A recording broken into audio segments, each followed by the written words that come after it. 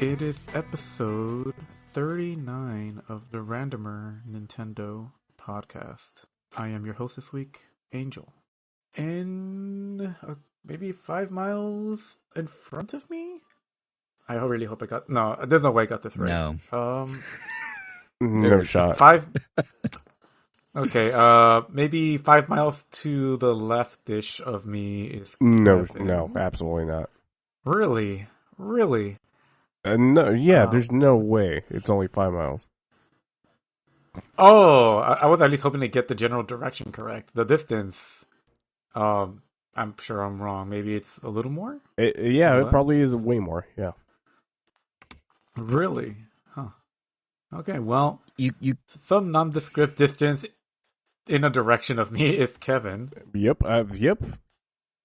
That's accurate. And some other nondescript amount of miles in another direction, presumably. I'm looking it up right now. I am a solid 19 miles from you. Damn, Yeah. that makes sense. It does. It's a little less than what it takes to get to work, but yeah. I will say I Okay, appreciate you came in with some strong NPR energy, welcome to Round 39. And then the second we got to distance stuff, some passion ignited in you, and you were just really excited about incorrect numbers of measurements of distance. So, yeah. I was gonna say, I know I'm not the greatest or even decent with directions, so you just kind of own it at one point. Yeah, nothing wrong with that. It's fine. Yeah, it's fine. Everyone has their strengths and It's just weaknesses. fine. Everyone has their strengths and weaknesses. Yeah. Okay. Well, any doodle. So, I guess today we have, not so much a light episode, but an interesting episode. Wow. That makes sense. That's what you all hear when you tune into something. Guess what, folks? We had not a lot, but it's interesting. But it's interesting. Question mark? Maybe. Ellipses, then question mark. Hopefully. Yeah, it's very game. It feels hopefully very there's gamey something- this week. Like, I feel like this episode Hopefully there's something that very you can latch on to. gamey and not in the meaty sense. It's game, not game. Yeah. Well, I mean, I guess we could always start with our usual. I mean, how are y'all doing lately? We did all just see each other. Any new shoes? Any new shirts? No. Articles But of we did just see clothing? each other, though. Like 36 hours, 48 hours ago, we all did Topgolf for the first time. That's almost like that one movie where they cut his hand off. I don't recall us having a Topgolf experience that resulted in anyone's hand almost being cut off. Just the amount of hours. Oh, okay. 48 hours? I forgot. First of all, it was his arm, and it was, I believe, 72. 128. Almost. Or it was 28. Oh. Oh, wow. Okay, so not So even... Angel can't do distance, and Lower. I can't do time. Great. So how y'all been? Good. I mean, it was, I'm good. Wow, what a great episode this is shaping up to be. Well, I mean, to kind of help you out a little, you did say that we did see each other recently for your birthday. This is true. Things. This is true. I Of guess all not things, who would have thought they'd get together for my birthday? What a wild, what? Yeah. This is just going wonderfully. So, I'm sure glad we have an installed listener base who tunes in regardless, because if someone's just stumbling across this, they're like, what the hell? But it was my birthday when we, yesterday as of this recording, we all got together at Topgolf on Saturday. Topgolf Whopping was 40 years old for Jason. I mean, let's not. Okay, so Angel can't do distance, I can't do time, and you can't do years. 35. Let's give me my credit. I'm only entering that new bracket on the survey. Time and years are the same. You know how I'm so old I don't know anymore. But the one thing that does bum me out is when you do a survey and it's what's your demographic, age group. I have now crossed a threshold because it was 21 to 34, and that's now in the past. I'm now 35 to 50, and that's really sad to think about. So you now have to pick another line in the drop down. I have to pick another line, and that other line goes straight past over the hill and into you could be a grandpa. That's no. So that means you can now get away with saying inappropriate stuff, and it'll be fine. Oh, because I'm just old and don't understand the cultural shifts that have occurred. Yeah, exactly. Yeah, I guess I'm coming up on that. I'm not there yet. But that gap when you ask how we're doing, and I'm know. like, I'm good, and then I just pause, and there's just empty, dead air. That's my age talk. That's when you get to the point where you can start saying appropriate things and get away with it. Yes, because you can't form sentences. How about we go with someone much Yes, younger yes. and hipper? I don't know about much. I'm only 4 years younger than you guys. But you sure are hipper. Jesus, much younger and hipper. Yeah. Uh, Also, I don't know why that shocked me. My brother is 4 years younger, but Also, we've known damn, Kevin wow, for a that's long still sounds like time, a and lot. we've known this gap for a long time, Angel. Like, this should not be news. Yeah, but you don't think about it. Every time I often. see Kevin, I think, man, Especially this guy's 4 especially years the younger. older- Every time.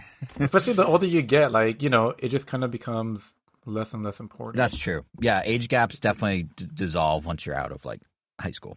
Yeah. Yeah.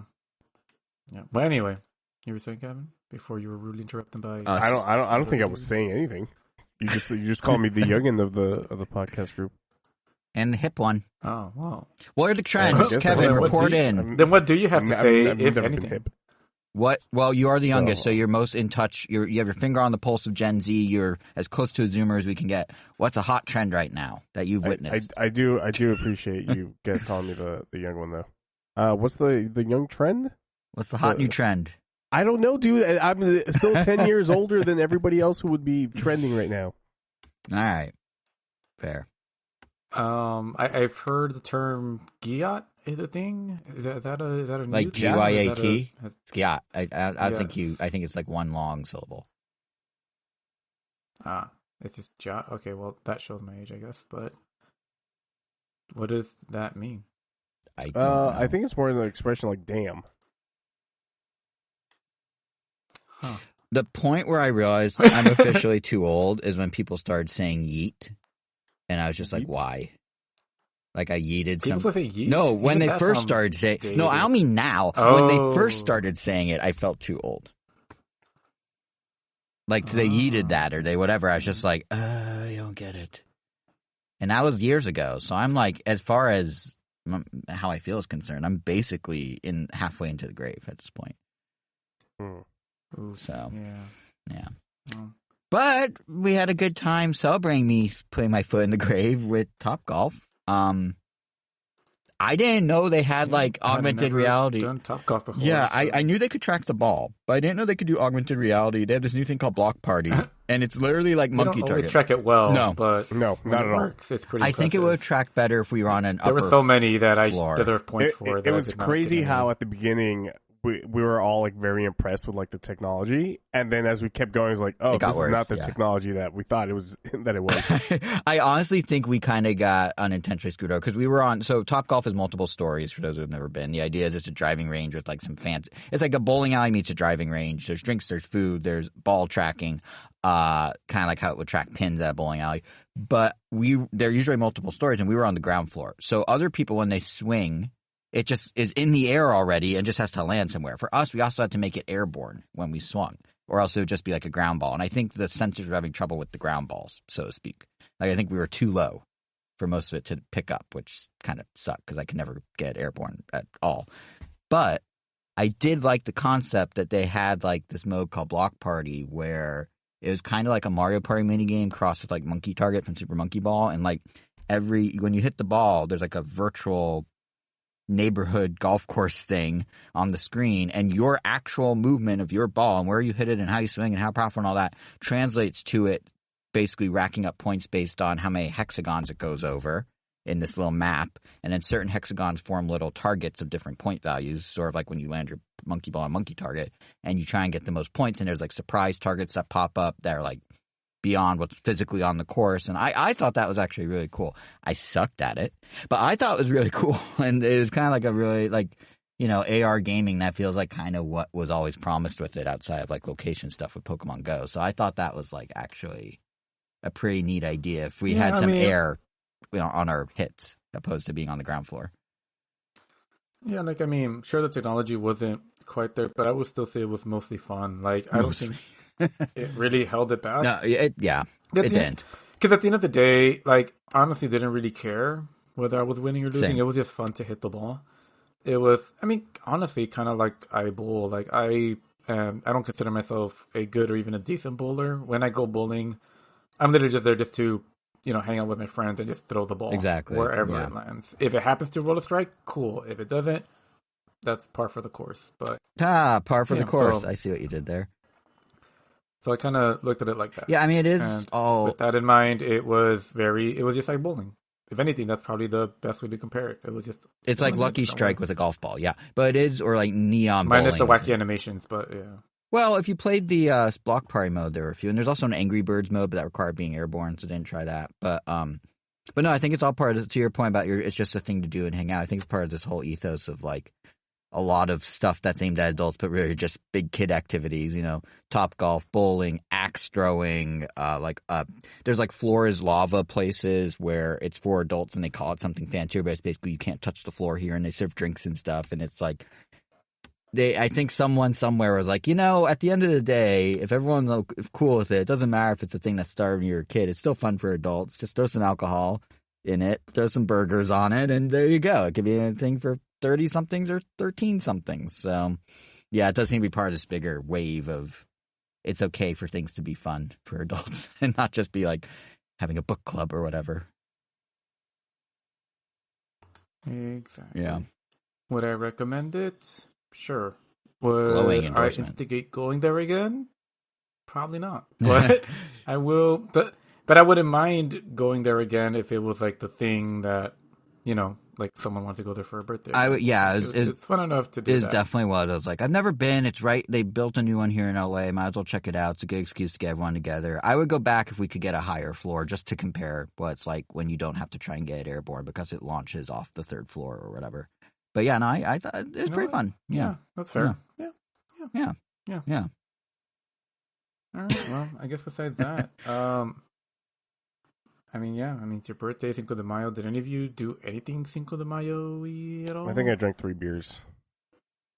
That was it. Anyone have tequila? Nope. No. I had Italian food because that makes sense. The flags have the same colors. It's the fine. most Mexican thing you could do. I mean, green, red, white. I'm good. They're both covered. Yeah, no, I didn't do it. I was somewhat recovering from Saturday, so not that I was that. I mean, Angel, you kept getting me drinks that you kept telling me had different amounts of alcohol, so I blame you.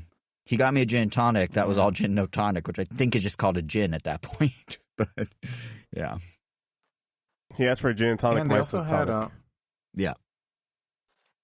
Yeah, speaking of that place on Brennan's, they do turtle races there sometimes, and they also had a claw machine filled with turtles to the brim, but it was basically impossible to get the turtles. Let's back this up for basically just for sure. Let's back this up for folks who aren't in LA.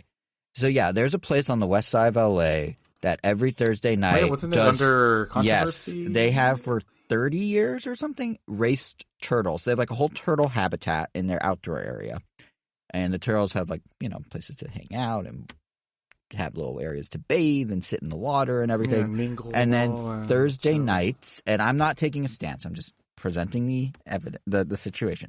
And then Thursday nights, said turtles are put on a big green carpet, and whichever turtle can get out of a circle that's painted on the carpet faster in whatever direction they choose wins.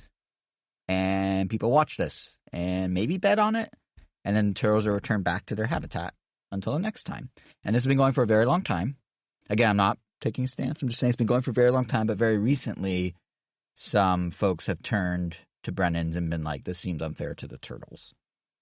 And that's about where it stopped. And I don't know what's come of it since then. It still goes on, but I'm saying like the controversy you got as far as people going, doesn't seem fair to turtles.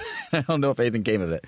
But yeah, it's like their whole thing is they're the place that has turtle races. So when we say turtle races, that's what we're referring to. It's not, contrary to what you would think, 2 turtles going down a track side by side. It's that whichever one can just kind of meander out of a circle. And when they do race the turtles, they don't people have to keep a little distance. Like, it's not like people are spilling beer on these little turtles or anything. But I see both sides of the argument for sure. Yeah. But that's the context of Brennan's with the turtle races for anyone who doesn't know what we're talking about, which is probably most people. Well, to use a Jason form of transitioning. Yeah, go ahead. Let's see what you got. Turtles are basically Koopas, and Koopas are Nintendo related, and I guess there's been some Nintendo rumors of late. Yeah, let's talk about this, actually. We've kind of got it there. Yeah, that was okay. I feel like I don't know what a better transition would have been. You know what's been slow going, like those turtles? The Nintendo news cycle. But fortunately, there are some weird rumors we can talk about. How about that? Is that good? Well, you know what's been slow There you going? go. Yep. These rumors about Nintendo Switch. That's something we can talk about. Yeah, we should, in fact. Yeah. But yeah, so I think, have kind of taken a stance for a while at mostly, I would say, your lead, Angel, of not getting too deep into rumors about Nintendo because, like, we'll find out when we find out, and it kind of takes some of the fun out of finding out. So the rumor cycle's been going for a while. When will Switch 2 be revealed? What will be on it? Will there be this? Will there be that? In and of itself, whatever. But what's been weird lately is how the rumors are manifesting and how these reports are coming out. And that's kind of what I wanted to touch on. Mainly with the Switch 2. We recently learned that it might have potentially magnetic Joy-Cons instead of slot-based ones. It will still work with the original Joy-Cons, but they'll magnetize to the sides if you want the new ones. It might use a different type of cartridge. Like, it might have a little notch like the 3DS. All that stuff is like, oh, okay, that's fine. But the way it came out is, according to these reports, Nintendo let third-party accessory makers put their hand inside a box that they couldn't see into and just kind of feel around and feel for themselves that the Joy-Cons might be magnetized and feel for themselves that maybe there's a 8-inch screen on there. I mean, so they whoever pulled came up the with deal. that was having some fun coming up. So with that. potentially, that's the thing. I don't know if this is true or not. I mean, this is the company that before the Wii U came out, the first time they ever gave press dev kits to try games on before the system was released was the Wii U. And unlike most companies who are just like, yeah, keep it under lock and key in your office, it's fine. Nintendo insisted on going office by office, publication by publication, with a guy with a drill and literally drilling the Wii U's into the desks of the journalists who would have the unit. Like, into the private like, they would take their Wii U, which was like a rental, and drill it into the private property of another company. And some journalists said no, and some said yes. Steven Totillo from then Kotaku was telling a funny story about it recently. I think the Kit and Krista podcast about basically how he refused and got in a whole argument with Reggie about it at dinner later that day or something. But, like, so Nintendo putting people's hands in a box, maybe. But also, like, what does that accomplish? If I'm an accessory maker and I want to know, like, what to do for the next system, what does putting my hand in a box tell me? I guess I need to think about magnets, or I need to think about maybe it's an 8-inch screen if my fingers estimated the length correctly. Like, it's just so weird. Like, it's like in I think it was Nintendo Wire did a meme of, like, you guys have seen. Well, Kevin, you've seen Dune, right? I don't think Angel has. Yes, I made that comparison earlier.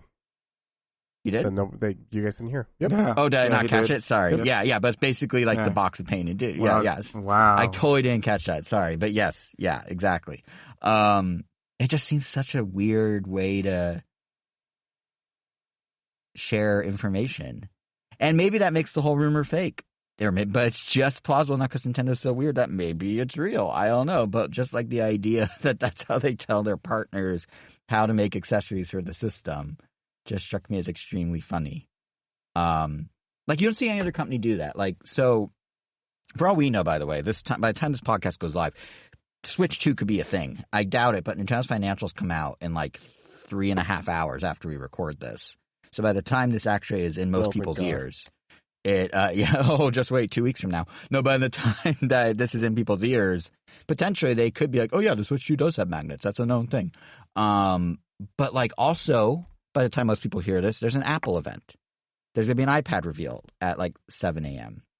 Tuesday. And we know from rumors, probably an OLED, going to probably have an Apple Pencil that has a squeeze gesture now, so you can do some additional stuff called the Pencil Pro. Like, all this stuff comes out, but it's not like anyone's like, oh, well, Apple only let people caress the iPad through a solid drape or something like that. That part's not, like, where is this box coming from? It's just so weird to me.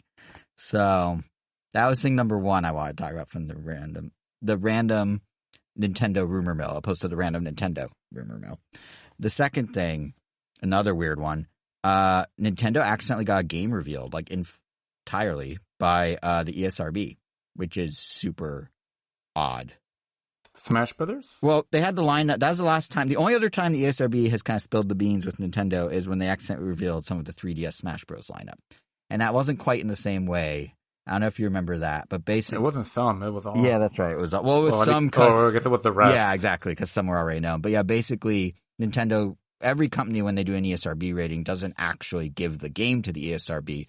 They internally assess what's relevant for the ESRB, which is a very interesting honor system. But they internally assess it and then send video and screenshots and stuff to kind of show, okay, this is what we think you should... These are the things you need to know about. So they sent the roster in a video to the ESRB. And then that video, from my understanding, somewhere between Nintendo and the ESRB got leaked. But this is the first time that like there's a straight up ESRB official listing for a Nintendo published game that has not been announced, which is Nintendo World Championships NES Edition. It sounds like it's basically NES Remix, but with kind of an esport or competitive angle to it. It sounds like it's a bunch of classic NES games, different challenges, different obstacles, different unique things set within the game that kind of shake up the parameters of what you're used to. Kind of like NES Remix, but now it's, on the Switch and it's Nintendo World Championship. But the fact that like ESRB just casually sort of popped this out there, like it's strange. It kind of, not that the game would have a lot of momentum from an announcement, but it kind of took the wind out of the sails of whatever Nintendo was going to do, I imagine. It also begs the question. Yeah, this is the kind of game that I feel would need all the wind they can take. Because NES. Did you play NES? But it's coming out. Did you play NES Remix? I did. It's fun. It's definitely the definition of a filler release, but it's fun. I'm not gonna lose my mind over it. But same. Kevin, did you ever play any of the NES remixes? No, never did. They're honestly pretty fun. Like it's kind of a cool. I mean, the game ultimately is very low effort for Nintendo. They just took some of their ROMs and hacked them up in different ways. But it's kind of a fun little riff on nostalgia. It seemed like a no-brainer to have on Switch before now. So I guess it's fitting they're doing it now, and it makes perfect sense to do when they have kind of this lull in their lineup waiting for Switch 2. And if I had to guess, I would say the reason ESRB leaked it is probably that Nintendo had some plan to announce this in some capacity before now, and then they were going to roll into the Switch 2 reveal. But then when the Switch 2 got delayed till next year, even though it was never officially announced for this year, when the rumors all shifted it to next year, if you buy into that theory, that would also mean Nintendo to shift their release calendar, which would probably mean that a game like this that's supposed to be revealed already now is being revealed at a later time, and someone forgot to tell the guy who submits the stuff to ESRB to wait to submit it. That would be my guess. But yeah, I mean, it'll be a nice $30 little experience, but nothing. I don't think that's going to move units, But yeah, so that was just kind of the weird world of the Nintendo rumor mill, which used to be a lot simpler of just like insider says X, insider says Y, and now it's like, well, a guy put his hand in a box, and then the ESRB just spat out some information, and it's just like, oh, okay. So definitely a little different over on the rumor side of things. And I have to imagine that's somewhat because we're just starving out here for some real news from Nintendo. So people are doing what they can, how they can. It's a slow time right now for Nintendo and Sony. Sony, aside from Helldivers 2, hasn't really had a huge push. Yeah, I'm actually Helldivers was what a mess, but props to Sony for turning that around. No, I don't give props to Sony for turning that around. That was a stupid idea right from the get-go. It was stupid, yeah, but I feel like if it was like EA or someone, they dragged their feet for like 2 more weeks. Sony turned it around in 72 hours. Back to the smart move. But it was dumb to begin with, I agree. Angel, for your reference, Helldivers 2 was launched around the world without needing a PSN account to play it. And then Sony was like, okay, guys, you're getting a PSN account starting, I guess today, actually. And then they're going to slow roll that requirement for next month. And something like, what was it, Kevin? Like 66 countries don't have PSNs. So, like, people bought a game now just stop working. Mm-hmm. And then Steam started issuing refunds for those people, no matter how long they played the game up to this point. And which was a huge W on Steam's part because they had no absolute reason to do what they did. But yeah, and then like even the community manager for Helldivers at the developer was kind of like saying, "Yeah, go review bomb it, make the point clear to our publisher that Sony in this case that this is a bad move." And then people did, and Sony faster than most companies, responded and reversed course. So that's the only props I'm giving them, is they didn't try and like explain away why this is still the right move. But then again, I guess unlike most companies, because Steam acted, their revenue stream was directly impacted right away. So that's probably part of it. So maybe it's not Sony's credit, it's someone in their finance department's credit. But yeah, that was a mess. But you're right, Sony it is a quieter year. I'm very curious. I mean, this is going to be moot by the time most people hear this. I'm very curious how Nintendo approaches in their financials tomorrow, how they frame the next year, because they can be like, oh yeah, we'll keep selling Switch and we'll keep putting out games. But the fact is, it's not going to be the numbers going into the next year that was at its peak. And Sony took the very upfront stance of being like, we're going to have a quiet year. We have none of our AAA IPs coming out with new releases this year. Like, it's sort of a gap year for us. We'll have some other stuff, but like, don't expect a lot.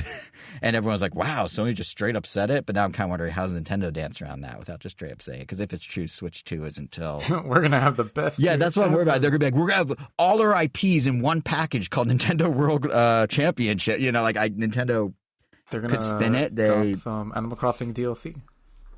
I mean, even something like that could work, yeah. But that'll be interesting is if they even allude to. They're not going to announce anything. I don't think. Maybe they tend.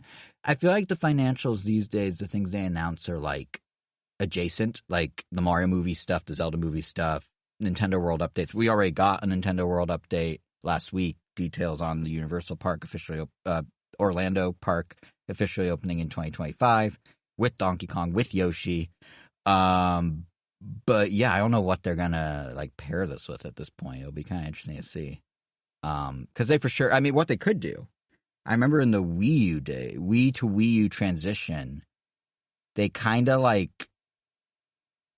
There was a period where they started kind of combining their systems into one like bucket. Like they just talk about, oh, our like hardware will do this amount, and they framed it in such a way that like. They kind of danced around the fact that the Wii U wasn't selling. So I wonder if they're going to take an angle like that. Like, oh, the Switch family will continue to thrive. And in there could mean Switch 2 comes out. Or if they'll just be blunt and be like, yeah, it'll be a softer year. Because they might not have a choice. So it'll be interesting to see what they do tonight. But yeah, it's definitely a quieter do you think they'll have any wild guess? I mean, any, after Paper Mario, that... Unless I'm forgetting something, feels like the biggest release. Luigi's Mansion 2 HD comes out in June. Then Paper Mario still feels it like is the bigger for release. sure. And it's weird because they like, when they announced those two games, those two remakes, they kind of framed it. And if anything, I would just cancel Luigi's Mansion 2 at this point. Okay. No, but when they announced the two, they're like, oh yeah, Luigi's Mansion will be out in summer or something like that, and Paper Mario will be out in 2024. And it really sounded like Paper Mario is going to be further away, and then somehow it slipped ahead of Luigi, and now Luigi's the furthest. Well, yeah, but we know nothing except Nintendo World Championship now. It is a blank slate for the back half of the year, but so was last year, and then there was Mario Wonder and Pokemon Scarlet and Violet. But we know this year there is no Pokemon, so. Did you guys read, apparently, 1,000 Year Door on the Switch runs at 30 frames? I did read that. Why? There's a lot of cool lighting in it. 30 frames is good. Jesus. So there's an interesting discourse around this, yeah. Because some people are like, the GameCube one ran at 60 frames. Some of the best animated films are 24 frames per second. Why would you you don't even need 30? Just make it 24. Save some processing. My thought is waiting to see what people who have preview or review copies say about how it feels when it's running. Because it could be 30 and be fine. What was the GameCube? 60, but also 30? Didn't have the same sort of lighting effects and stuff. So, because there was some guy that played a press preview of it, and he's like, yeah, I didn't even notice it was 30 until like everyone started freaking out that it was 30. I'm like, oh, I guess it was 30, because he thought it still ran smooth. So, like... The fact there's even a conversation that people are, quote-unquote, freaking out. I'm not freaking out. I'm just like, well, how do you downgrade when you're 2 generations ahead? Like 2.5, because the Wii was just 2 GameCubes duct taped together. Yeah, it's like 2.5 generations. Yeah, I mean, it looks like it's interesting because I feel like they went in a different direction with the art style slightly, where like there's really realistic lighting now. Well, not super realistic, but compared to the old, if you go back and look at the GameCube one, it's all very flat. Everything's flat. Everything looks like it's just flat on flat. As soon as the trailer dropped, you called us and you were like, "Dude, I think they're actually made of real paper." Like, I wish that story was true. That'd be amazing if I was like, guys, I think they did stop motion for this game. No, but yeah, I don't know. Like, it looks like they went in kind of a different aesthetic direction slightly. And there's like real time. I don't know if it's real time, but there's like reflections on the floor now. Like, not everything's paper. The GameCube one, everything looked like it was all paper. This one looks like it's like paper objects and like little dioramas of other textures. So I wonder if some of that's where the 30 frames comes from. But I mean, the game looks significantly better than. Let's compare it with another game that has the same theme. It looks significantly better than Princess Peach Showtime, both of which are set in theaters, essentially. Like this theater looks a lot better than that up theater. To par with Origami King? I haven't looked at them side by side, but it does feel more in line with. I mean, Origami King actually looked pretty good, but I think this one has some more elaborate lighting off the top of my head, but I don't recall fully. I'd have to go compare. And I've always seen some footage of Thousand Year Door, but my point is like. Princess Peach Showtime, I think, also runs at 30 frames and looks notably worse. And it came out only, 45 days before this. So I don't know what's going on. But I think the one big takeaway is the Switch is showing its age when Nintendo's flagship games open themselves to this debate when you have consoles from other companies that can do crazy fidelity beyond this at 60 frames with ray tracing in 4K, so I get kind of where people are coming from. I don't know if it matters in terms of the experience you're going to have with this game, but I could see the folks who are used to like threefold power on a PS5 or Xbox Series, whatever, X being like, well, how's this not even running at 60? So I kind of get it. Well, but it does seem like because that's not fair because people who play PlayStation and the Xbox games, they still complain that we don't get games at 62. There's a bunch of games that don't hit 60. Oh, well then and we still do the same. Like, come on, we're in another generation. How are we still not hitting 60 frames on a bunch of these games? Like Starfield, I think one of their massive updates is like, oh, it's finally going to hit 60 frames. Oh yeah, I did see that. Yeah, the update coming out in a couple weeks. Yeah. What is it? Maybe it's because I don't know this personally. What is the big deal about 30 versus 60? I understand that it's smoother. I get that, but how much of this is just people being like, I want my thing to do it at this spec versus like it actually impacting gameplay? Because especially on a turn-based game. Because devs, I think, like when you hear next gen, you want something to look amazing, and I like time and time again. Players are like, no, we just want this game to perform well. Like we want it to run well after time. That's actually fair. Yeah, I would personally. I mean, as a Nintendo gamer, I take smoother experience over fidelity any day. Exactly, and that's why when it comes to Thousand Year Door remake, it's like how, especially when it was already great on the GameCube. Like we said, GameCube is how old at this point? Almost 20 years old. Oh god, that makes me feel old. Yeah, it's just shy of it. Yeah, it's like, come on, guys. Well, technically it's over 20, but it got phased out almost 20 years ago now, which is insane. So, whatever. Yeah, I mean, we'll see what the reviews end up saying. Generally, I think for me, it's like if it's steady. You're not getting it, huh? I'm not getting Thousand Year Door now, if I recall. But I think if it's steady at a consistent, the thing that bothers me that I notice in games and get is when it actively slows down. Like you're playing it gets slower and then it goes back to normal. Like if it's steady, it can be whatever it wants to be as far as I'm concerned. It just needs to be steady. So that's like even in the Princess Peach Showtime demo, there are times I kind of slow down. I'm like, really? Like this is slowing down? But that's my 2 cents anyway. But to your point, Angel, I have no idea. To your question from 10 minutes ago, I have no idea what Nintendo could do next. Just it's a very interesting. Clearly, you forgot about one of the most important things they could bring out: Chibi Robo, Custom Robo, all the Robos. Just the Robos. Damn it, that actually wasn't a bad thing to throw out, I was referring to some kind of Rhythm Heaven. which they usually do towards the end of a console life. Yeah, because it's like NES Remix. Because Wii came out towards the end, 3DS was just kind of dropped there. Yeah. Like, here, take literally it. Shadow dropped during E3 that year, yeah. I feel like Rhythm Heaven's like NES Remix, where resource-wise it's a lot lighter of a load, so they can give it to like a smaller team while they build up Metroid Prime 4 or 3D Mario Donkey Kong or whatever those next games are. So yeah, maybe we'll get Rhythm Heaven. I feel like they're priming the pump for an F-Zero. They've been doing a lot of stuff around F-Zero lately. I mean, F-Zero 99, which it seemed like it was like a one and done, but then they did like at least 4 or 5. Okay, one thing. No, they did like 4 or 5 updates to F-Zero 99. They brought back F-Zero through Nintendo Switch Online. Like there's a lot of like small 2 things. Yeah, and how many things have they done for? That's still one thing. 2 things. That's all of 099. No, 2 things. They brought over Maximum Velocity for Game Boy Advance to Switch Online like 2 months ago. Oh, okay, fine. Yeah, but my point is, and they've been updating Linkin Park. And they've been updating F-Zero 99 more than they have a lot of games that, like they did from Pac-Man 99 or Tetris 99. So I'm wondering if, like in terms of new content, Tetris 99 has Maximus Cups forever and always. Like there's a Endless Ocean one next week, but like new content. Oh, yeah, Endless Ocean. That always looked interesting, but just never got it. Yeah, I've been on the fence with that one. I almost considered it this time, but then I heard it's even less of a. But finishing F-Zero thought real quick. There's more activity around that IP in the last year than there's been in a very long time, and I don't know what that's saying up, if anything. It just seems like it's a lot at once, considering we had nothing at once for a long time. So we'll see. But yeah, Endless Ocean,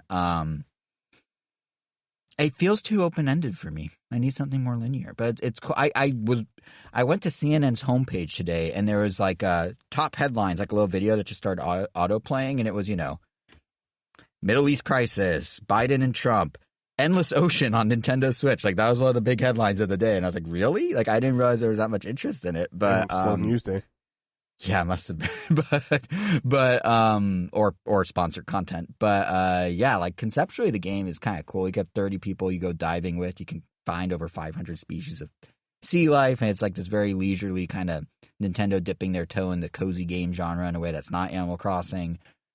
But I heard there's like 0 single player mode, and it's randomly generated, so it's near impossible to do the whole checklist for all 500 animals, because you never know if you'll just get repeats or not. So that, from what I've been reading, is kind of frustrating, and that's holding me back because I want something more linear. But I appreciate them reviving an IP like that, at least. Yeah. And I can't speak fully to it because obviously I haven't played it, but that's just that's your Metacritic synopsis, but through the Jason lens of the game, essentially. All right, fair enough. Yeah. I'll give you some of that. Well, besides Rhythm Heaven, I can't think of anything else that I would want to do. Kevin, is there? Maybe keep up the amazing Pikmin merch that they've that's lately. been great. And I still play Pikmin Bloom every day. Great. But Kevin, is there anything from Nintendo's whole stable of IPs that like now's the time you'd like to see him bring back? Yeah, I haven't bring Custom Robo already. There we go. All right, 2 for Custom Robo. Consensus. Okay. Motion passed. Nintendo, you got to act on the bill we just passed. Bring back Custom Robo. Yeah. Like, come on. Yeah. I love Custom Robo. The DS one was shockingly good. Like, the GameCube one was like, all right, the battles are fun, but there's nothing beyond it. And then the DS one, like, it had a kind of light RPG mode, but it was, I really, really enjoyed it. Like, it's one of my favorite DS games, honestly. I'd love for them to bring that back. Mm-hmm. Well, I guess to keep on the game train. Game train. Here we have Choo-choo. Train trailers. The kind of, they share letters. You know what trains have? Yeah. A caboose. You know what's on the back of a truck and a trailer. Yeah, I was trying to. That didn't work. Hold on. The back of a train's called a caboose. You know what the back of a truck is called? A trailer. Let's talk game trailers. Jesus. There we go. Whew. That one I worked up a sweat to get out there. That was a good one. No, it really wasn't, but thank you. No, that was actually that was horrible. Wow. Okay, anyway, trailers hosted by Kevin. Yeah, so maybe about a week and a half ago, I asked these 2 gentlemen to think of their favorite video game trailers, because I want to talk about one specific not incident, this one specific thing that I was doing, but yeah, when right before I asked these guys to look at their favorite trailers, I was watching reactions for the for whatever reason I was just watching the reactions to Sora getting revealed in Super Smash. And just like how excited people were, and I know we talked about it on the podcast, and how like Sora as a character, in my opinion, him as a character in Smash, as a Smash fan, it was like, yeah, it's safe, but as like a Kingdom Hearts fan, it was really cool. But I don't think we really talked about the trailer in itself. That trailer for Sora's reveal, I think, is like one of the best Smash Bros. Trailers of all time. Just the ramp up to, man, what character is it going to be? And then, there's that point where there's a fire, and people thought that it was going to be a Dark Souls character. And just the build up to Mario sticking his hand into the fire, throwing whatever he found in there, it being revealed as a Keyblade, all while everybody is in their statue mode, or their what would you call that mode that they're in? Their little figurines or whatever. Yeah, their little amiibo mode, whatever you want to call it. Trophy. Yeah. And then the Kingdom Key opening up this portal where Sora floats out of, and he's just flying around like a jackass as all these characters are coming back to life.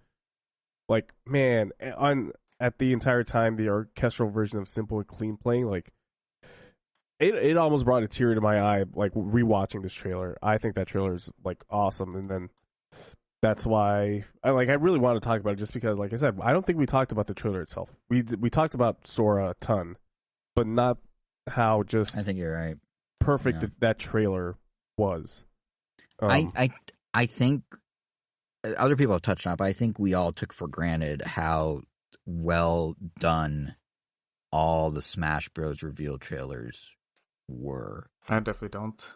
Or maybe not took for granted, but I feel like I don't know if take for granted is the right word, but I feel like there's nothing else in the game industry that has come close to that or will. Disgruntled George is back, and he's disgruntled because I said that. But no, I don't think anything else in the game industry, pre or post, is gonna top how those trailers came together for every character reveal. Even if you're not because for you, when you're talking about, Simple and Clean was the orchestral music was swelling. There's some SNK fan out there who, when Terry was revealed, they had just the right winks and nods to them that had the same feeling you did about this. And it was so cool that no matter what character you cared about, you got that moment. And that's something that very few games can replicate, because very few games have the reach or the breadth of a lineup that Smash had, Yeah. So yeah, I want to throw it on the floor. Give me some of your favorite trailers. Yeah, Jason, how about you go first?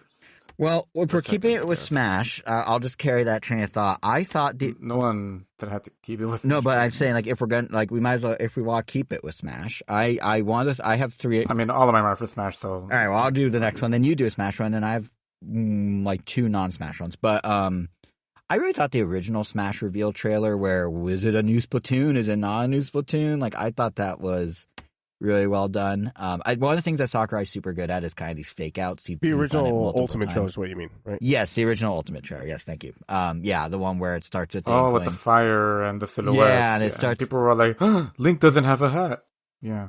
Yeah, that one. And at that time, it didn't even have a name either, right? No, it was just you see this inkling. It's like a pitch black room. You see him her kind of moving through, and then the big ball of the Smash logo on fire, and showing it in the pupil of the inkling, and then all the silhouettes in a row, and it was just that was cool, and that really set the tone. I mean, he did it, Sakurai did it, and his editing team did it a little with the Wii U and 3DS versions, but I feel like that sort of fake out they did with Inkling.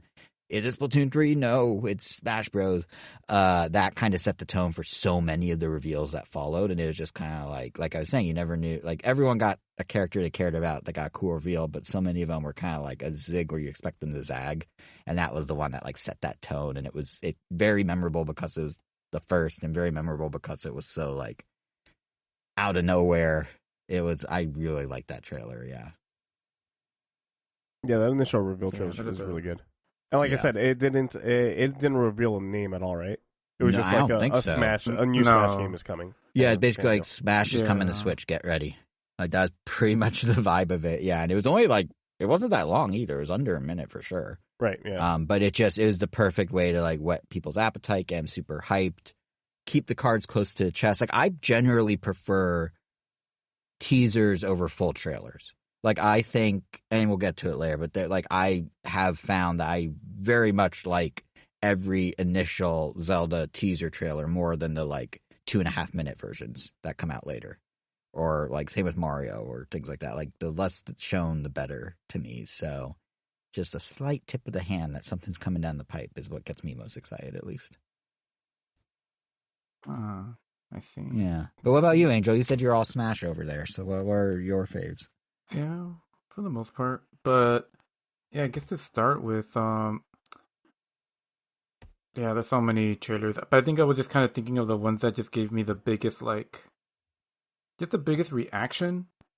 Sometimes it's a teaser, but yeah, because like I don't know, maybe it's just it's just the way my brain works or whatever. But that Smash teaser was cool. But I think the only thing that kind of stuck with me was like, yeah, we knew a new Smash Brothers was coming, so I just kind of dismissed it overall initially. So I guess that one I did take for granted. See, I knew you did. I knew you. But specifically, I mean, but that one, I think that one more specific because the other ones, not that one doesn't have like, I don't know. I guess I feel it didn't have as much of a build up as I feel the other ones did. I feel like I almost right away knew it was going to be Smash Bros. It just wasn't Splatoon. Like, but that's just a personal thing. No, and that's fair. There's nothing wrong with that. Yeah. Yeah, but yeah. So I think the first one that I would point out as the Smash for Wii U's Mega Man trailer, because I don't necessarily care too much about Mega Man. Like I like him enough. He's cool. He's a legacy video game character, but I guess it's the way it was like built up. You get the warning sound, and it goes up to the mountain, and then like I guess like that moment that he comes out. I think the music more than anything really does it for that trailer. Like it got me hyped for Mega Man, even though, like I said, I don't necessarily care a ton for Mega Man. And I think that was also just when it felt more, and that was also during the time when Mega Man was kind of being, I guess for lack of a better term, disrespected or just not cared as much about by Capcom. Neglected, I think they were just perhaps. canceling Capcom games left and right during that time. We lost Mega Man Legends 3. There was that Mario Maker looking Mega Man game that looked kind of interesting art style wise. It looked almost claymation-y, but yeah, it was unfortunate that happened. But then then we got this trailer and just really liked it. It was also I think the first time we got to see the trend of Mario, I guess Mario's life being in danger during these trailers, or just getting progressively more, I guess, near death. But yeah, it was just it was a nice surprise. I think it definitely further prepped me in the direction of like, oh, okay, like, not that I wasn't, I don't think I was necessarily expecting Mega Man to pop up. I think, was he the first Capcom character up to that point? Yeah. Maybe he was. Yeah, because it was him, Sonic, Pac-Man were the first like third-party ones, I believe. Yeah, because this is Smash 4 as well, so up to this point, we only had Villager as a new reveal. We didn't get Wii Fit Trainer until I think like later that day, and Pac-Man I think later that day as well. But yeah, so until that point, I think the last guest character that we had was just Snake and Sonic. I think Snake. Yeah, and then I think Snake and Sonic. Yeah, because that was Wii. Yeah. So this was cool. It was just another like, oh, cool, we're opening up to more companies, and it definitely, I think, up to that point, just made my mind wander the most as far as like, oh, I wonder who else we could be getting. Which later trailers, like, just revealed. I mean, just just kind of kept upping themselves, and you could tell like Sakurai was really going all out with, just the pacing and editing of these, just like for like maximum like reveal. Like I think the Banjo one isn't necessarily like whoa. Like I mean, you pretty much anyone that's paying close attention will see the Jiggy and right away know like okay, it's Yeah, Banjo. you could. That one wasn't And as even, much a surprise as more of like how they revealed it. Yeah. yeah, and that one you could straight up tell like they knew people wanted it. It was like it almost seemed like the trailer was happy itself that Banjo was in the game. But another one that just left a really good impression on me. But On I think the one I would. Oh, I was just gonna say on the topic of Mega Man, the trailer for him wasn't as memorable as this. But do you remember we went to like the Smash Bros tournament Nintendo did at E3, and they gave us all these booklets to hold up characters, and I just remember this was after obviously he was revealed, but someone did a final Smash in that tournament with Mega Man, where all the different generations of Mega Men all appear on the stage, in the fight, and they all do their thing. And I just ingrained in my memory forever is the announcer just screaming, "Mega Man! Mega Man!" Just like, I cannot. Anytime I hear that character's name mentioned in the context of Smash, I just flash back to that. And then there's like footage of people losing their minds in the audience, like shaking their giant Mega Man signs that Nintendo provided. And it was like pandemonium over that. But yeah, that to me was the most memorable thing about Mega Man. More so than even playing as him, more so than the reveal, just that Mega Man moment was like nuts. Yeah. Kind of funny that the two that I mentioned, Mega Man and Banjo, are both moments when Nintendo like showed like just like a ton of, I guess you could say like love and like I guess like celebratory praise to these mascots that I guess their company just weren't really doing much with. Because Banjo as well has just been kind of there. I don't think he had anything major since Nuts and Bolts, but no, he didn't. He still is in a lull. He was and remains in a lull. I think credit to Nintendo, and they sort of spread this to these other IPs and other companies. Nintendo is able to recognize and leverage the history of their various characters and the fandoms that exist for a long time of these characters better than anyone. Even characters that aren't there, it's like Mega Man and Banjo. Like Activision kind of did it with Crash 4. They kind of brought back Crash, but like I don't think anyone is able to like revive or restore, or like pick up where they left off with some classic characters in the way that Nintendo is with their IPs. Like I don't know if it's just because Nintendo's kind of the Disney of video games and they just have it ingrained in their corporate culture or what. But like Mega Man kind of stumbled out of the gate when he came back on the Capcom side. Like, they made some like kind of WiiWare download games that were in Xbox Live Arcade that were like pretty good, and then they kind of like you were saying did and then canceled a bunch of stuff, and they were kind of trying to find their footing. And like his revival, I think you could credit to Smash more than anything really Capcom did. And Banjo, like he came, seriously. And Banjo, like he came back because it wasn't just Mega Man. Like I think literally the most recent Mega Man appearance was Mega Man in Street Fighter Cross Tekken, and that's when they put Bad Box Art Mega Man. Right, that's a clever, like that one's pretty clever. I like that one. Yeah, so like Capcom's starting to take some notes, but like they were focusing on like Monster Hunter and Resident Evil, and they kind of just let their biggest classic mascot just languish for a long time, or like even Banjo-Kazooie. Nintendo did the heavy lifting, and Microsoft has done nothing with Banjo-Kazooie since then of note. Like you're sitting on a huge '90s nostalgia goldmine. It's interesting that these other companies don't like use their IPs in the same way that Nintendo does with theirs, and kind of like everything, like Endless Ocean we were talking about. Like that's one that like there's a subset of people that have nostalgia for that scuba diving game of all things, and Nintendo's like, you know what? Let's capture that. Let's run with that. Same with Another Code. Same with there's something about Nintendo. They're really good at kind of milking their properties, but doing it in a respectful way that treats the origins of the property well. Yeah, and I guess unless anyone has another Smash trailer, I guess I could just say my last one that's the Smash 2. We could stop talking about Smash. What's your other one? Yeah, I guess the last one that I wanted to call out was the Sephiroth one, because that one was also one that I think like myself and a lot of people just didn't see coming. I don't think anyone really thought like Sephiroth is going to be a character. Well, you know which one they never saw coming was Joker. Yeah. That one, thank you. Thank you. Probably the greatest one. Yeah, that was maybe one, not the greatest one, but my favorite. I was thinking about it as well. Yeah, like that one for sure was like a nice surprise, but it's like up until the point that it gets revealed that it's a Smash Brothers trailer. That's a double Persona reference the two of us just made back and forth. There we go. Is it Never Saw It Coming from weird because even right? Never Saw It Coming. That's a thing from. Yeah, it's the first line of the course. So I thought so. Yeah.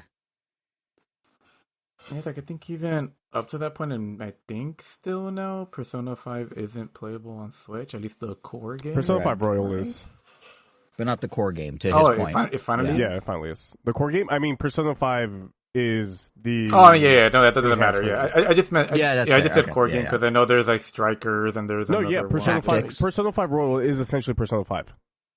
It is Persona. Okay, yeah, got you. Yeah, that eventually. I mean, that came out.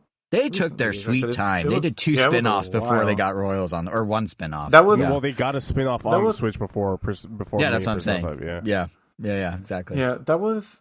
I mean, I like the Joker reveal because it definitely. I think that one more than any other reveal to that point was basically anybody within reason in video games can be a character in Smash Brothers, because he just seemed like someone that, in my mind, for all intents and purposes, didn't really have any reason to appear there. I don't know who was that for, but clearly outside of shock, it just felt like a shock value character to me. I mean, the way the Game Awards audience, I was saying, freaked out. It was for someone for sure.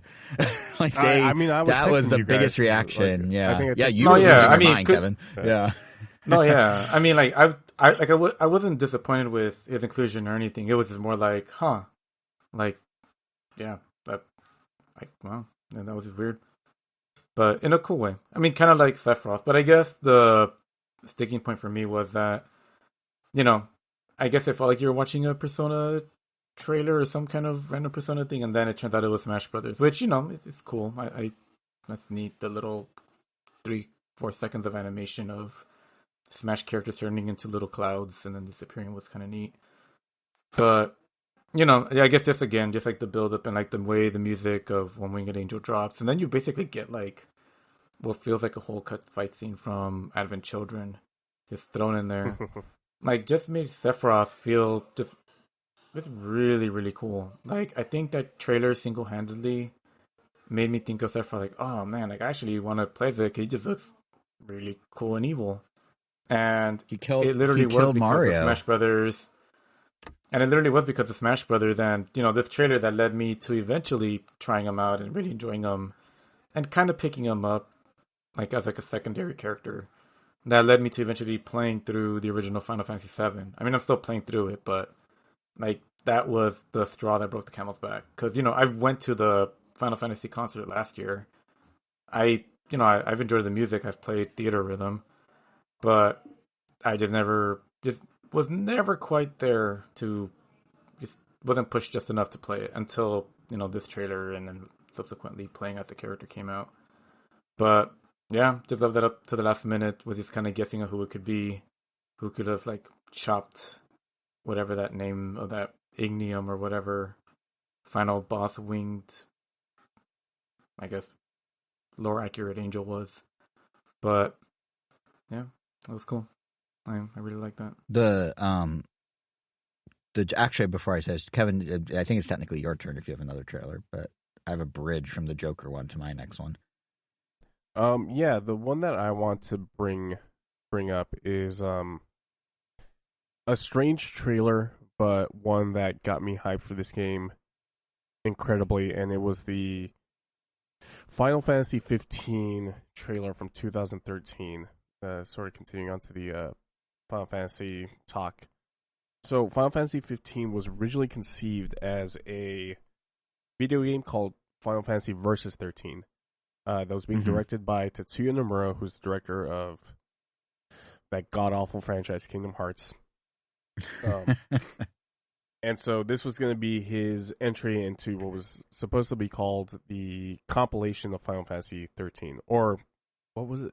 I forgot what it was called, but it was one of 3 different companion games, right? Games. Was the idea at the time? Yeah, it was Final Fantasy 13, then Final Fantasy Verse 13, and then Final Fantasy Agito 13. Which, it's funny enough. What happened to Final Fantasy Verse 13 is it morphed into Final Fantasy 15, and the same thing pretty much happened to Agito 13, where that one got renamed to Type 0. So they ended up not being part of Final Fantasy 13 at all. which was really funny. Correct me if I'm wrong, the reason they originally were doing 13 as like 3 companion games was because they had found that doing like 10-2 and like all these sort of like spin-offs in the same game worked, and they were trying to like do it all from the start, and then they realized it doesn't work or something, right? That I can't speak to. Like that. That I can't speak to. I could have sworn it's like that, where they're like, well, what if we build a whole world or something? Yeah, but never mind. All right. But this trailer was significant in a bunch of ways, where it was revealed at the same time as Kingdom Hearts 3. First it was this trailer on Sony's stage, and it was like cool because Final Fantasy Verse 13 had been announced, and we had gotten some snippets of gameplay and like just snippets here and there of the game, but never a sort of firm release date or anything like that. I know, now that I think about it, I don't remember this trailer did or not, but I remember being mind blown that this game was turning into Final Fantasy 15 proper. And it gave us a good look at the combat that does not exist in the final game, by the way. Like, there's some really cool, like, cinematic next-gen shots in this game that I still don't think would be even possible in gaming today. Why isn't the trailer working? Oh, there it is. Yeah, it's like you sent us like a link to. Let me prep you for the inside scoop for listeners. We were all going to quietly watch along as Ken was talking, but then the link didn't work. But we didn't want to say anything because we were supposed to be quietly listening along. So now we're all just sitting here not watching it. Wow. Well, regardless, like there's some like really cool like shots of gameplay that like it's sort of like a siege on the castle that these characters are going through, and like the motion is so smooth, and there's just the UI looks incredible. Like there's a bunch of cool looking stuff in this trailer that never made it to the final game. I mean, that era was the peak era of the quote unquote bull shot trend. So it makes sense that this would be like, especially given how Final Fantasy charts usually are, it makes sense that this would be like the pinnacle example of that era, you know? Yeah. Yeah. So that was another favorite trailer of mine. Even though that game never really came to fruition, which is funny in itself. But that's the thing, it's like the trailer and the game, like for me, it's not so much what the game was, it's the trailer. You know what I mean? Like case in point. And I was saying this is kind of a bridge from when we were talking about Joker. One of the things that is always interesting to me, I've noticed, is the stuff that resonates with me. It's not just the trailer, it's like the trailer moment, if that makes sense. So like the Joker one at Game Awards was super cool because I mean we got to watch Jeff Keighley's bad acting, and then they had like it looked like the stage, like they had like a piece of the set fake fall and they're like sparks, and then like it cut to like, oh, Joker's infiltrating, and like, or I don't know if the set like fake fell, but they did like a spark thing, like a light went out or something. And then it was like, oh, he's infiltrated the Game Award. It was like kind of like this cool moment that tied into the trailer. And the ultimate example of that, and the ultimate trailer to this day for me, number one all time. Smash Ultimate. No. You said it like 3 times. You would think, but no. 2004 E3 Legend of Zelda Twilight Princess reveal. Back before it was called Twilight Princess. Going into it, this was Nintendo who was a little down and out. This was Nintendo coming off of Wind Waker and Zelda, and this whole controversy that Zelda's suddenly kiddie and cartoony after they first showed at Space World in like 2001, this like more mature, like Lord of the Rings vibe Zelda that was gonna be on GameCube, only to then swerve and do Wind Waker, which I love. Wind Waker is one of my all-time favorite Zelda games. If not it is my all-time favorite Zelda game.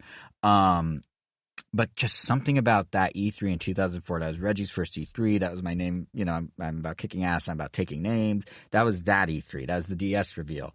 And then the ending. One more world we're going to show you. Lights dim. People in the footage, because I've watched this footage so many times, I remember it vividly, off-camera footage. People thinking the show was over. You could see some silhouettes get up and leave, and then this bombastic music starts. It's the music from the Ocarina of Time commercial. They like brought it back. They do all these pan shots and like this, it's like, wow, look at this kind of fancy world. And then they do a little camera spin of Link on a horse, and the crowd just goes nuts. And there's one guy who figures out what it is before it gets there, and verbally decides to share that he knows. And you hear, like, I don't know, 15 seconds into the footage, this guy just go like, woo! woo, and you're just and oh, you're talking about the trailer? Yes, where... that no, one. I'm thinking of the Skyward Sword one. No, where everything is like I let me put the link in the chat if you guys haven't seen it. But like, I watched this. Because I am watching one right now that I'm like, wait, they like show Link like 12 seconds in. No. Let me get it for you guys. It's like, but the one I'm watching is a trailer that I do love. I do remember watching this one off of. This one's only like 45 seconds, maybe, but it was like, and it was talking about like. Here, I'm putting it in the chat for you guys. No, this is like the E3 2005. You want 2004, the initial tease of Twilight Princess. But like, and it was all off screen. I remember I would watch this repeatedly, like the off screen footage. People were losing their mind. This is the one where there were stories about how journalists were crying at the reveal. But it was just like, it was so bombastic. It was like this new era of Nintendo.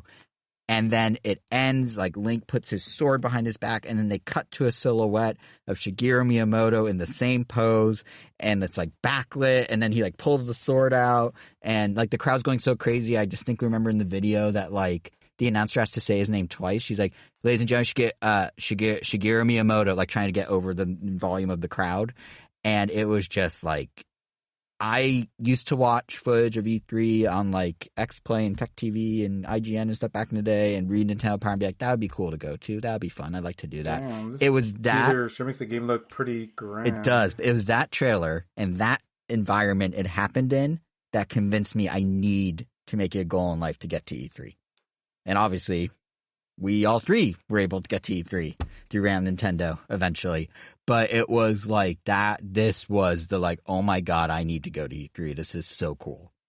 And that is forever. Like, I would watch that trailer all the time.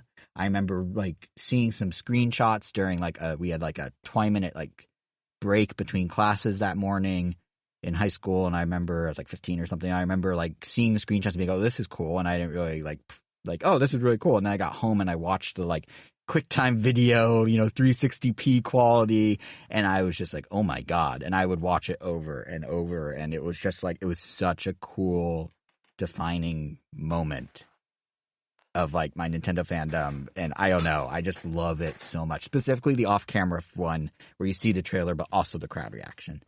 And it was just like, that's like a high I've been chasing. Some trailers are definitely more fun to rewatch when you have the off-camera footage. Yeah, sure. and like people post. Pretty much, I kind of feel that way about a lot of the Smash Brothers trailers. Like, yeah, part of it is just seeing like just how excited everyone is getting. Because in a way, like I will show that emotion very much internally. Like it might come out like as a tear or something, but rarely I will ever yell for anything. So getting that is almost like the enjoying it vicariously through, or I guess and I'm the same way. Displaying it vicariously through them. There you go. Yeah, and I'm the same way. Like I remember we one year in college watched the E3 where they revealed Metroid Other M together. And that was a pretty good E3. Donkey Kong Country Returns. I think it was 2009. Donkey Kong Country Returns, Metroid Other M, and I remember we were sitting in our friend's living room watching, and we were both like, I think that's the most I've like reacted outwardly because I really didn't expect that. So I was like, whoa, wait, Metroid, or like, but that was my most excitement. I was like, oh my God, Metroid. But like seeing it like in that setting with E3 and then Miyamoto being there and everyone just eating it up was like so cool. I would say like there's tons of videos of people reacting at the Nintendo World Store, and this is gonna sound, I don't mean to sound like I'm like, the people that go to the Nintendo World Store and do those reactions, having watched them, I feel like they're going to the Nintendo World Store because they want to have a reaction like that then's put, that then other people see them having. Because they'll react like that, and maybe they're super excited, it's not a diss against them at all, but the amount of excitement they show for the smallest announcements and the biggest announcements is about the same. And I feel like some of it's just they're in that environment at Nintendo World, now Nintendo New York, and they're like, it's just like a collective hive mind of excitement, and that's great. But something about this Zelda one, seeing like well-mannered press become like totally unhinged versus people going with the intention of like getting excited, and getting like to the point where they're gonna put it on their social media and stuff. Like there's just, or like seeing streamers and they're just like, having some reaction somewhat for the camera versus this where no journalists are really on camera or meaning to be on camera. Like it just feels like a different vibe. So, and it's not a negative against anyone that gets excited about anything today. I'm just like, this one felt more candid. It's something about that felt cooler to me. But yeah, for sure. Yeah, so like that's definitely peak trailer reveal, whatever you want to call it, like that is one of my all-time favorite Nintendo moments. And I wasn't even in the room. I was just watching a low-quality sub-HD QuickTime video that I downloaded from IGN in 2004. And I think I still have the file somewhere on an old PC hard drive. But yeah, that was by far my favorite trailer. Yeah, I'm willing to bet that I did not see that teaser until much after the fact. Because 2004, where was I in 2004? I was still in high school? Yeah, I don't know. Maybe I saw that trailer once, but for some reason, I think it was the way it was presented, or maybe just like the time that I have. I feel like I just kind of missed it because I kind of did forget about it. Revisiting it now with the link that you shared, I'm like, damn, that's actually, if that's like the first time that you're seeing, a Zelda after waiting for a long time, that's super awesome. I'm pretty sure I did miss it. I just missed that trailer. I think I just knew that the Zelda was out, and I kind of saw some footage, and I was kind of like, eh.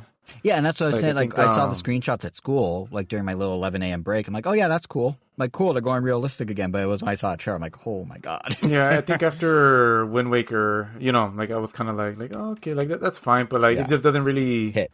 Seem like my cup of tea. But that being said, which is why I thought you were talking about this trailer. I'll just mention it. The 2005 one, where they actually revealed the name and everything. Yeah. That one mainly, and again, because of the music and just the way like it builds up, that one was the one that left like such a big impression on me that made me like, oh, I really want to play this. Yeah, I vividly remember this one too.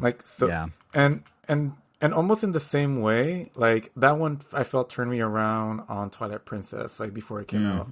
And this one in the same way turned me around on Breath of the Wild, where I went from like not like oh yeah, like sure I'll play it when it comes out. It's like a new Zelda, because I mean Zelda isn't like my favorite franchise. I enjoy it, I'll play them, but I mean, to give you an idea, I haven't even purchased Skyward Sword yet. Right. And for clarity, because folks don't know what you sent, the second link you're talking about, this one you just said, is the Nintendo Switch presentation Breath of the Wild trailer that they put out about 6 weeks before the game came out in that January press conference. That's the second one you just said. That one was really well edited. I really like that one too, yeah. Yeah, and then this one, like, then the same, like, almost it kind of just reminds me of that first one, the presentation, especially just the music. Damn, the music that plays during that trailer, especially when, it hits the high gear and you're getting all the, all the drama and the action, and it's, damn, I do. Much. I think that one made me really excited for for Breath of the Wild. I'm mixing up all the names. Tears of the Kingdom's equivalent of this wasn't as good. I felt didn't quite reach those same heights, but yeah, like it felt like I could tell that's what it was going for, but I don't know. I mean, it's because it didn't quite resonate. It's like a sequel. It's the effect of a sequel. Breath of the Wild had something that Twilight Princess had, which was a shakeup, a change, something new, something different. So when you see it the first time, like, it's not like everyone's like, man, the Skyward Sword trailer, which, Skyward Sword's a little closer to Twilight Princess than Wind Waker and visuals, kinda. Like, no one had the same reaction to that, but Breath of the Wild, those sweeping shots of the field, the Link running on the horse over the water at the reflection, like, everything about it just felt like this grandiose game that the others weren't. And Tears of the Kingdom, well, technically more grandiose, is kind of the same grandiose, just now vertical. So it's hard to capture the spirit and vibe of, wow, it's so grandiose for the first time. We're like, it's just as grandiose, it just goes up now too instead of outward. Like, you can go in the sky as well as out to that mountain. Like, it's hard to replicate that sort of special moment, I think, for any direct sequel. That's probably why Tears of the Kingdom didn't have the same oomph. But I will say, yeah, Breath of the Wild had a really good trailer. I remember everyone being, like you're describing, so hyped for it from that trailer. And I remember thinking, even then, I was like, yeah, but it's no 2004 Zelda Twilight Princess first reveal. Like, it did not hit the same high for me. But I do love that the music for this trailer, like, was just so beloved that trailer music specifically got a remix of Smash Brothers, which is really cool. Yeah.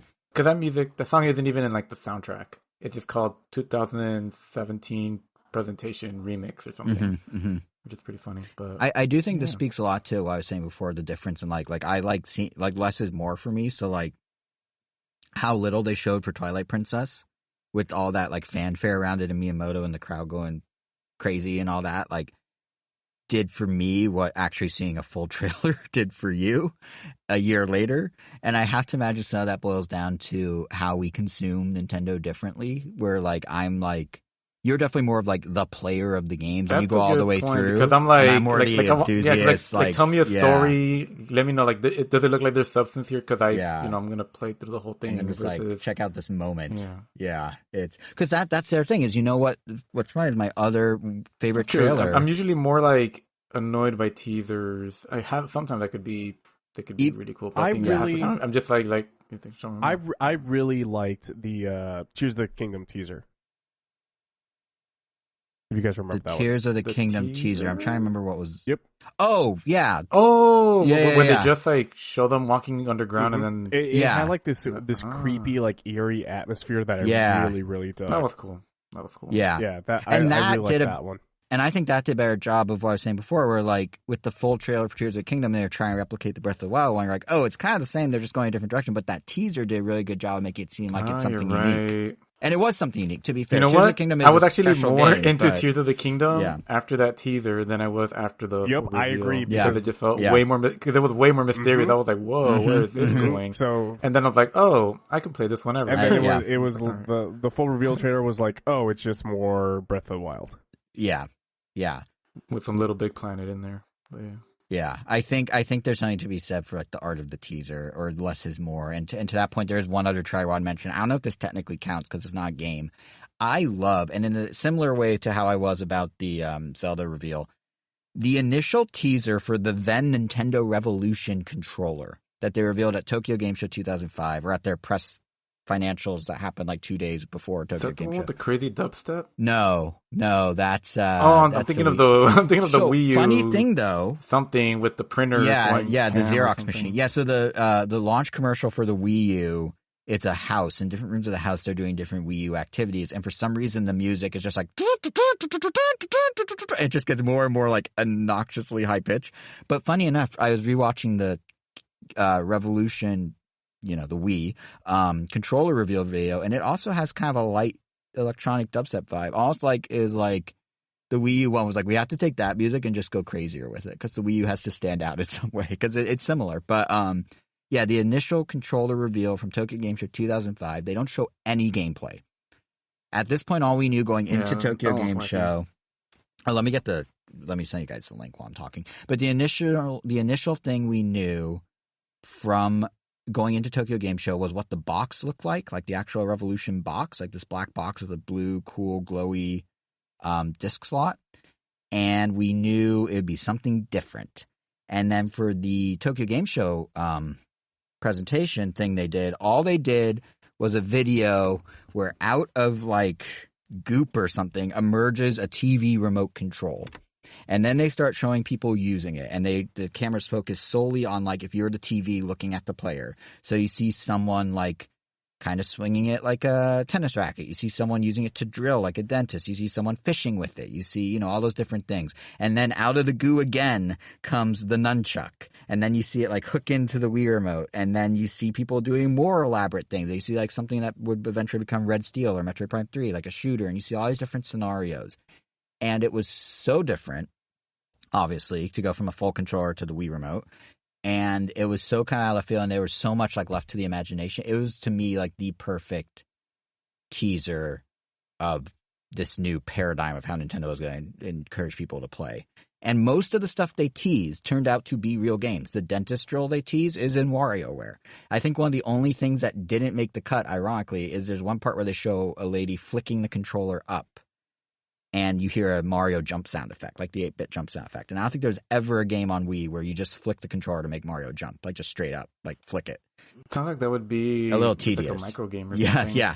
But I just thought it was such a cool trailer because it again, because I'm all about the teasers, it led to so much fun speculation. Oh, wait, no, you shake the... Oh, you're right. No, yeah, no, you shake the nunchuck. You shake the Wiimote to make him spin jump, but yeah. But that's just one type of jump. But in this video, like she shakes it to do badoing.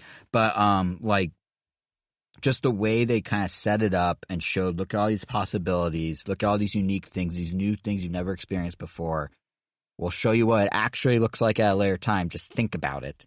Like, just think about what you could be doing. I thought that was a really clever way to introduce something as different as the Wii. And then they followed it up at E3 2006 when they started showing games, and they kind of flipped it where the controller was still in it, but now it was less like the controller doing the things and more the Wii logo. Now that the Wii had the name, the two little eyes of the Wii logo. This is the only time I ever did this.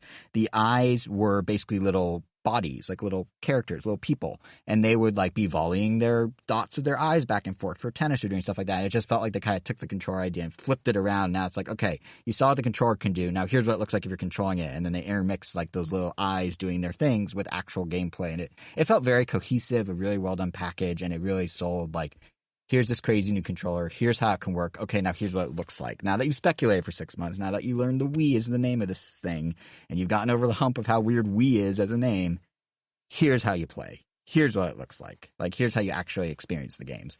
And I just thought that was such a cool 1-2 punch. But I, again, remember watching that Revolution controller video so many times. And Nintendo just kind of like dropped it sort of out of the blue in like a not quite TGS, but almost TGS event. And yeah, it was another one of those like kind of special, cool moments that really stuck with me as a Nintendo fan in my teens. Yeah. Yeah, that was definitely a fun one to revisit often and like just kind of daydream about what could be, yeah, what could be, and crazy that is now what was.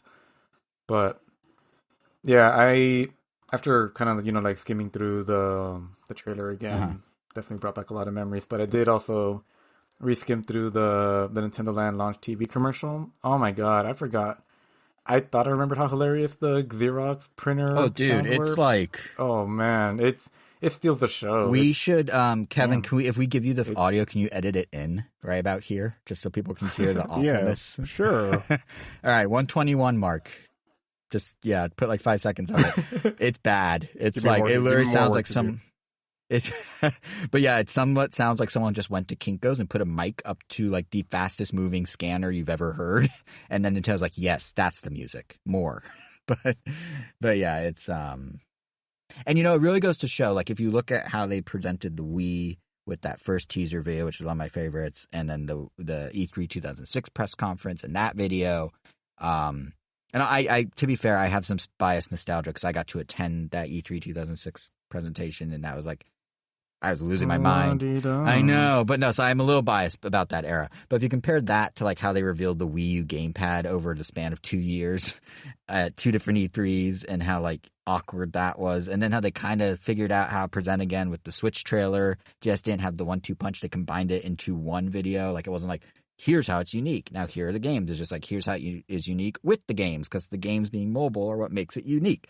But yeah, like, you could see some parallels between what worked with Wii and what worked with Switch and what didn't work with Wii U in terms of how they presented it. And I have to imagine some of that is because Nintendo themselves didn't know how to sell the Wii U at any real point in time. So once they were like able to find solid footing, it was easy for them to do it for the Wii. It was easy for them to do it for Switch. And Wii U was just like this weird enigma that no one knew how to market. But yeah, because the Switch one's also very good with like the rooftop party with Karen. Remember, everyone was obsessed with Karen going to the rooftop with her Switch. It's like, Karen, why are you bringing your Switch to a party?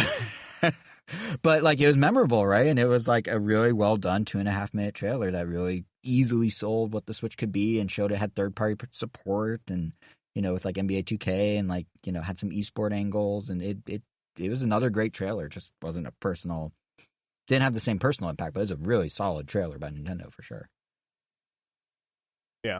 I want to give a special shout out to probably my favorite trailer, or maybe my favorite music in any video game trailer. I talk about this trailer all the time. It has yet to be topped in terms of music. The Splatoon 2 Octo expansion trailer.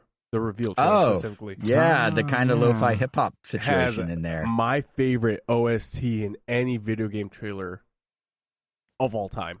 It's so good, and they have yet to surpass it.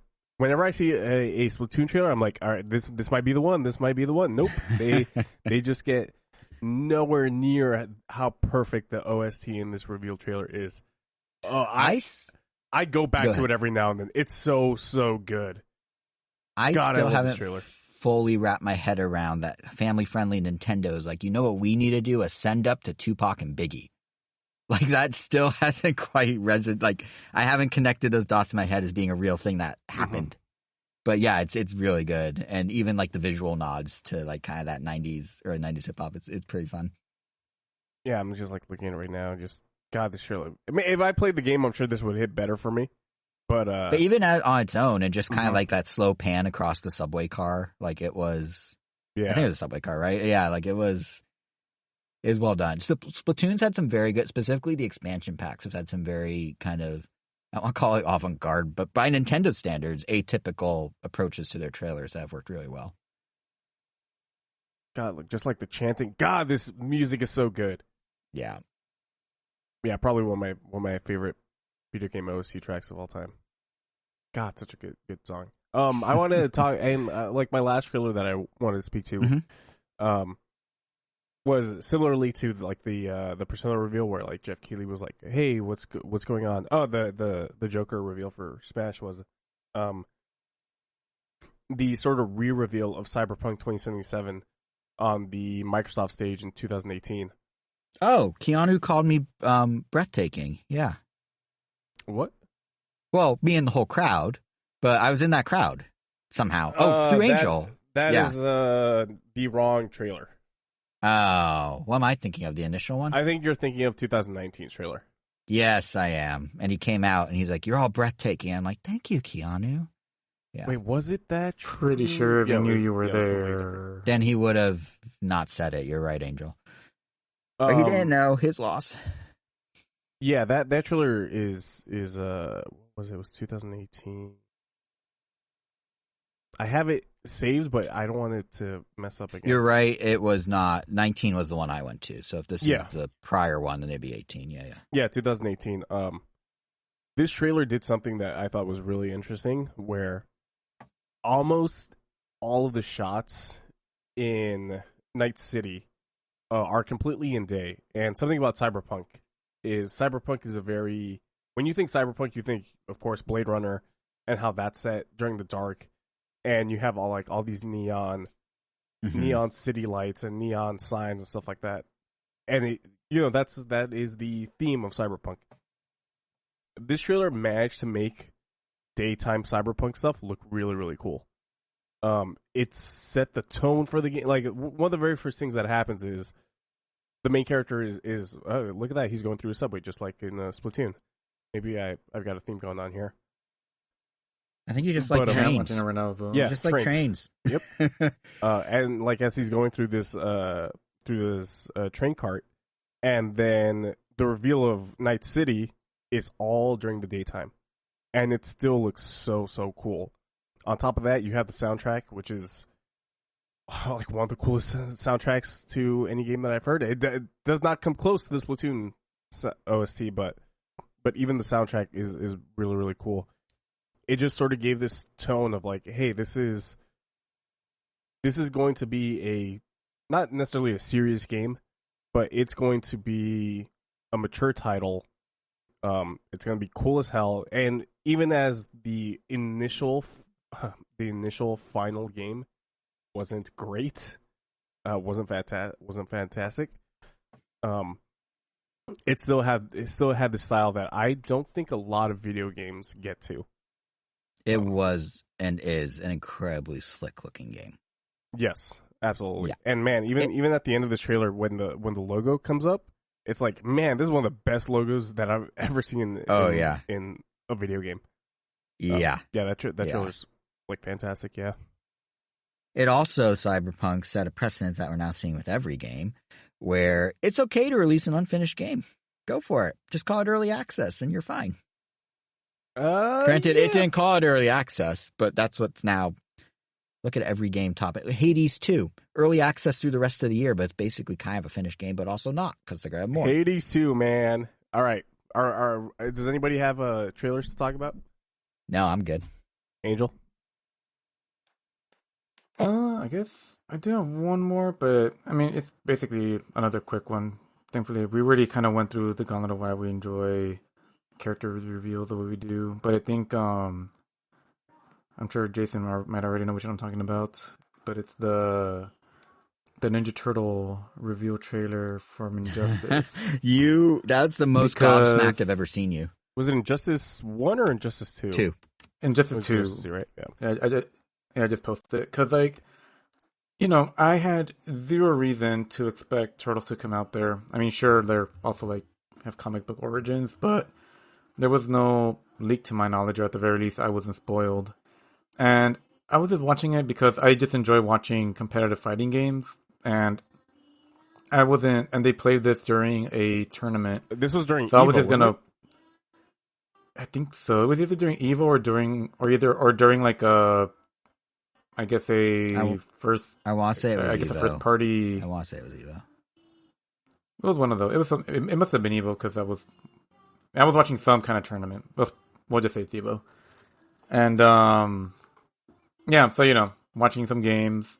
Trailer comes out. Like, I'm not gonna not watch it. I'm sure I'll recognize whatever superheroes come out in it because it's Injustice, and they had crossover. I think before this, I don't know if Hellboy was already in it, but they had some interesting stuff. But you know, it's Turtles, and I think the reason this even like caught me so off guard was because the trailer, even leading up to the Turtles, was kind of already not very exciting. Like, the music doesn't really build you up to the Turtles the way like a Sakurai directed trailer does.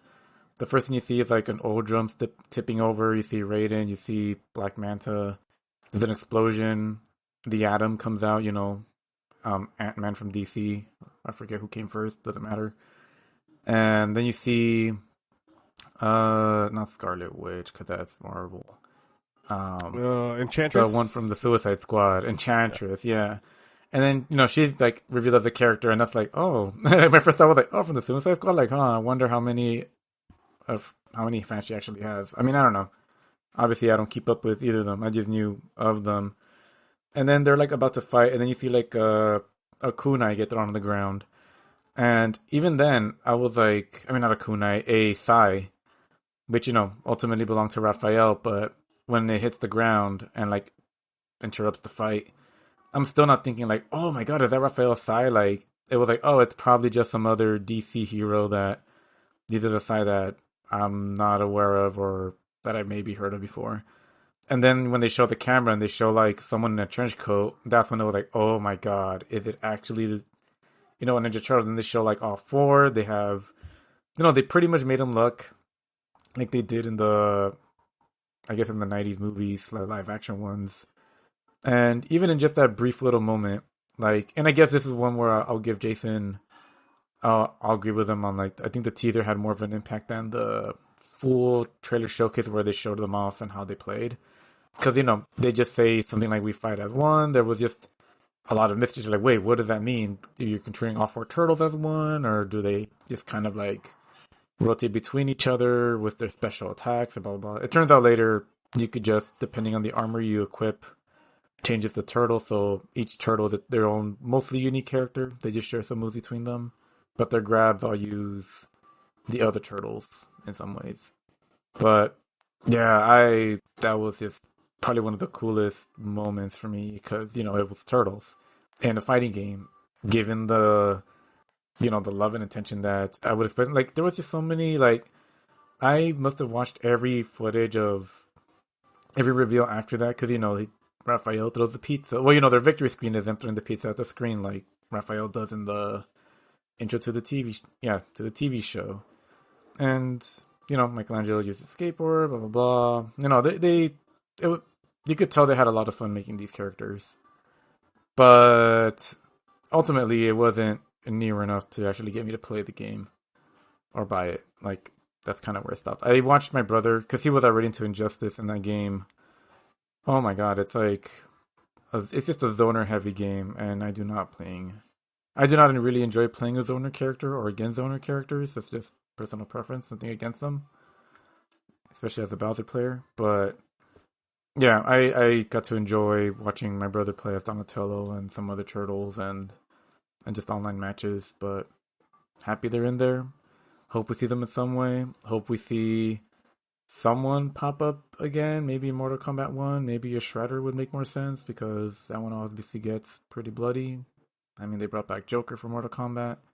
and they just made them work really well. But yeah, that's all I had on that. I think two things of note with that. One, if I remember correctly, this was before Ninja Turtles started doing collabs all over the place, so this was even more out of left field for you. That too. And two, it's the most, and I said this kind of before, but it's the most gobsmacked. So I happened to be coming over to your place like within 30 minutes of this happening, unbeknownst to me. And you could not like string a sentence together. You were so shocked by this. Like you like were just, I think if I remember correctly, just kind of watching it on loop when I got there. And like you were like really like they just like the turtles are in you have to they're it's really funny. But it's the most like excited / reactive I've seen you be to anything ever possibly in terms of like video game reveals. So it definitely was a cool moment, even as someone that's not as big of a turtle fan, to like see you have that like fandom moment that completely blindsided you like that. Like that was pretty cool to see. No, if only it was on something that I would have actually played as. Right, but you can't. But you still have that moment. That moment can't be taken away. Oh yeah. Which it's still amazing. Like I still get that feeling whenever you watch this trailer, and I guess it goes to show like I can still appreciate the heck out of it. Oh man, yeah, like when they all jump into the sky and do the thing from the intro as well. But even I guess I don't know because fighting games are just so particular. Like even Street Fighter 6, which I was really excited for and tried to get into, also had Turtles, a Turtle collab, very overpriced collab. They took $15 of my dollars that I'm never getting back. But no, that was just for one costume too, Jesus. And that was just for a costume for your avatar character. It wasn't even for like a Street Fighter character you could like wear online. So, yeah, that did not feel great. I have it. I was gonna say I'm happy I have it. I guess a little bit, not too much, but yeah, you can't just. I guess it was nice proof to myself that you can't just slap turtles on something and I'll automatically get it. Like I still have standards, even for something as high quality as I would say the turtles were in Injustice 2.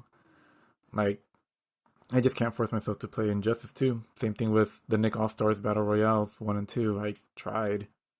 Turtles are in there. It's like a Smash-like, but was it enough? Is it enough to get me to play Smite? Turtles are in there. There's also Turtles and a bunch of other things that I just didn't really play or buy. But like I was saying, it was before they started collabing all over the place. It was still a very special, unique thing. That'd be. Yeah. That'd be. But Kevin, you said something about Hades 2? When I mentioned Hades 2, you jumped on that real fast. Hades 2, those mad lads at Supergiant dropped into early access today. No warning. They had given a vague Q2 announcement before, but they just dropped it into early access today. They didn't even say like, "Hey, by the way, this upcoming Monday, early access." Nope, they just did it. Well, better now than May 9th when like 7 other indie games are all coming out. I mean, this probably would have overtaken whatever. That's what I'm saying. Like, let the other indies can all fight for themselves now and not be overshadowed, at least. Yeah, I was bummed because I didn't get into the technical test that they did about 3 weeks ago. But it's fine because I've actually been playing this game while we've been recording this podcast. What a twist! Yep. What a twist. So far, I'm about an hour in, and it feels great. It's more Hades, which is perfect. Like, if you guys remember, I loved the first game. It's probably in my top 5 video games of all time. And this is just more of it. So far, what I gathered, in this game, you're playing Zagreus' sister. They keep saying her name, and I don't know how to say it, but it's like Melanoe, something like that, Melanoe. And it seems like in this game, you're trying to take down Kronos, who is the Keeper of Time. Oh, that's Hades' sister? This is Hades' sister. This is Zagreus' sister. So this is Hades' daughter, because Hades is the father of Zagreus. Mm-hmm. So in that first game, you were playing as Zagreus trying to escape Hades, both the place and your father. And in this, you are Melanoe trying to take down Kronos, who is either the god or the Keeper of Time. I'm not sure which. Hades' son's sister. Got it. Hades' son's sister, yes. So his daughter, to shorten it up. So far in this first hour, I don't know why you would say son's sister, Angel. Daughter. Anyway, sorry. I haven't encountered either of them. I'm sure later on in the playthrough I will. It seems like Melanoe is some sort of witch because your beginning weapon is a staff. And with that staff, so far, there's a couple of new mechanics. You now have a spell bar, which lets you cast something called Omega moves. So holding the attack button will charge up a special attack, which will consume some of that spell bar. Or I guess it's more of an Omega attack. And then in the first Hades, Zagreus had a projectile attack, but it was really limited in use. You could only really use it once, and then you had to defeat the enemy that you used it against to regain it. Later on, you were able to up the supply of projectiles that you had to. I think at some point I had maybe about 5. Here, Melanoe does have a projectile attack that does seem unlimited, but you can then hold the projectile button to then make it an Omega projectile. And it also seems like she has this cast move, which creates this area of effect ring that will detonate after a certain amount of time. Aside from that, it seems like there's a bunch of different currencies that I have no idea what they do so far. In the hub world, there's a giant melting pot in the middle that gives you something called incantations, and then even those incantations are very vague on what they do. Before each run, you can select these Arcana cards to power up Melanoe, but I have no idea how to unlock them, so I'll find out, I guess. But it seems like the customization in this game is going to be just as robust as the first games, if not more. I can't wait to sink more time into it. I'm going to play this game immediately right after we're done. Sorry, Jason.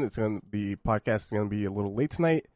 I'll be up happily reading Nintendo financial documents, so you're good. Yeah, there you go. Right now it's only on PC, both on Steam and the Epic Game Store. I got it on Steam so I can play on my deck. And it has ultra widescreen support, which is awesome for my ultra widescreen monitor. Like, more games should have this by default. I'm so glad that this game does, because, man, this game's beautiful. The soundtrack is just as good as the first one's. Man, Hades. I love Hades so much. It is super cool that they shadow dropped as big of a game as this. Yeah. Even if it is early access. Like, that Even is. if it is early access, yep. Yeah. So, can't wait. Can't wait to play some more, because, man, this game kicks ass. Well, on that note, I guess that is pretty much everything. So I guess I'll throw it back to Jason, unless anyone has any final things. All good here. All right. All right, Jason, you go ahead and do the house cleaning. Housekeeping. Is that what we call it? Housekeeping. Housekeeping. We're not cleaning anything up. We're just tidying everything up. So if you like this episode, you can hear other episodes of its same quality, if not better, by subscribing to us on your favorite podcasting app of choice. We have some exciting stuff coming down the pipe in future episodes. We're going to, I guess, be talking about Nintendo financials, which I'm personally psyched for. And who knows what Apple will reveal. And who knows what else Hey 2 has in store. And more importantly, this whole thing we did where we're doing like favorite trailers and stuff, we're going to try and do a little more of that. So it won't just be what we're currently consuming. It's going to be some stuff we've enjoyed consuming in the past too. So to make sure you don't miss any of that, subscribe to us on your favorite podcast app, be it Apple Podcasts, Google Podcasts, Spotify, Amazon Music, Pandora, iHeartRadio, you name it, we're there. We're on YouTube at Ram Nintendo. We're on Twitter at Ram Nintendo. It's hard to avoid us, really, truthfully. And you can also find us individually on the internet. I am JSR7 on Twitter and Threads. Kevin is KVN Gomi on Twitter. And Angel is World of Weros over on Instagram. So I think that does it for me over here in the housekeeping, not cleaning corner. And I will now kick it back to the man who said cleaning and not keeping, Angel. Thank you, Jason. All right. Guess I'll throw it back to Kevin for the final word. I'm going to go play some more Hades 2.